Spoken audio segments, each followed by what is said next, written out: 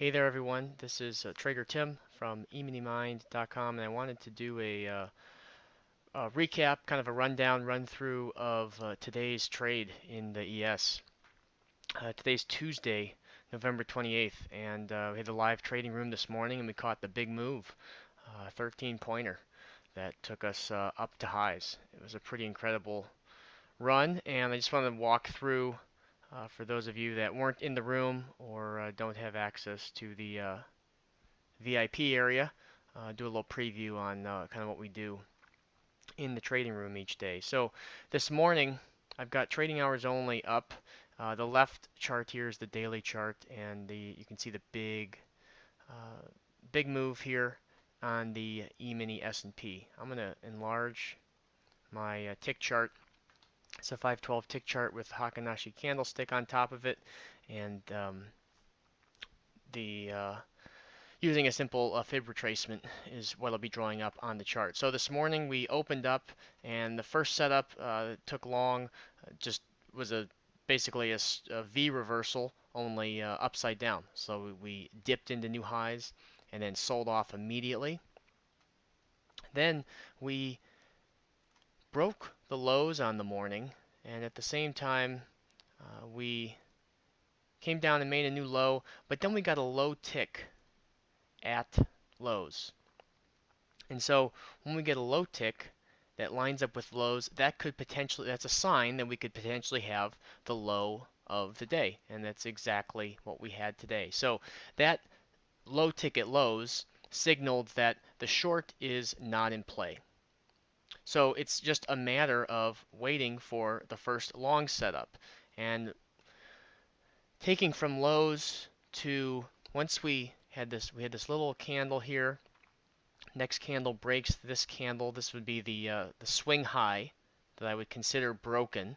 So the first little setup I didn't take. We just waited because the short was we were within the short. So I drew up the long, and what I wanted to do is wait for the short to fail. And as soon as the short failed, broke the 61.8, I took the next low, swing low, to swing high, and that was a 26.06s. Got in there, and then we were off to the races.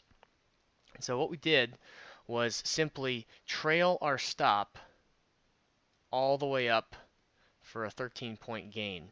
And the way I trail my stop, the way you can trail your stop, is to simply wait till the market makes a new high, pulls back, and then makes another new high. Then you can tighten your stop up underneath the next swing low.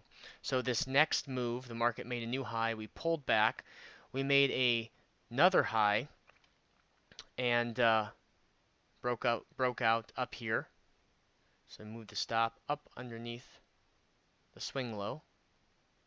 Market pulled back, double bottomed actually. So I'm just putting my stop one tick below lows. And so, you get a double bottom situation like this, no big deal. Market comes, one tick away from your stop and then continues on.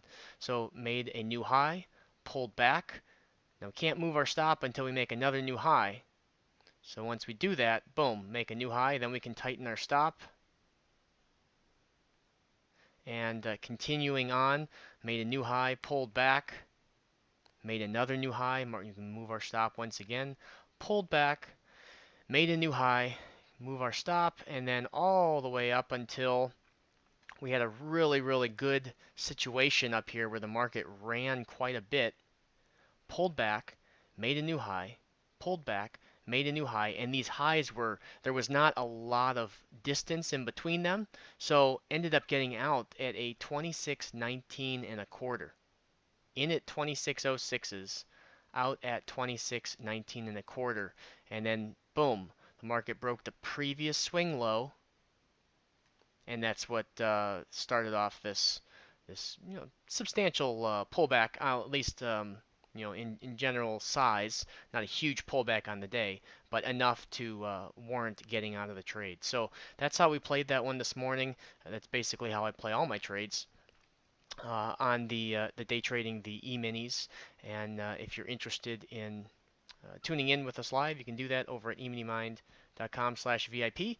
Otherwise, I hope that was helpful. It's a great way to trail your stop to manage a trade because it's just as important to have a strategy for what are you going to do when the trade goes your way as it is to have a stop in place if the trade goes against you.